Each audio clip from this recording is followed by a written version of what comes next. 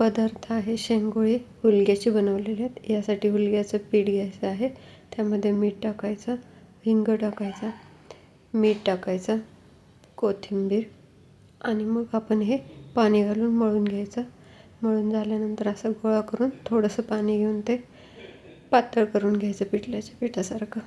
त्यानंतर असे शेंगोळे बनवून ठेवायचे। हे बनवलेले शेंगोळे आपले पूर्ण झाल्यानंतर आपण हे जे पातळ बनवलेलं पीठ आहे ते एका कढईत तेल घ्यायचं, त्यात हिंग टाकायचा, मिरी, जिरे, मोहरी टाकून फोडणी तयार करायची। मिरची, हळद, मीठ टाकायचं, तिखट टाकायचं आणि हे जे पाणी आहे ते उकळल्यानंतर त्यामध्ये आपण हे शेंगोळ्याच्या पिठाचं थोडंसं पाणी बनवलेलं आहे ते टाकून घ्यायचं।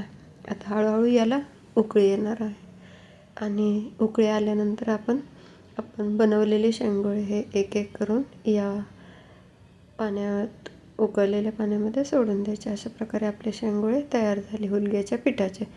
व्हिडिओ आवडल्यास लाईक करा, शेअर करा। थँक्यू।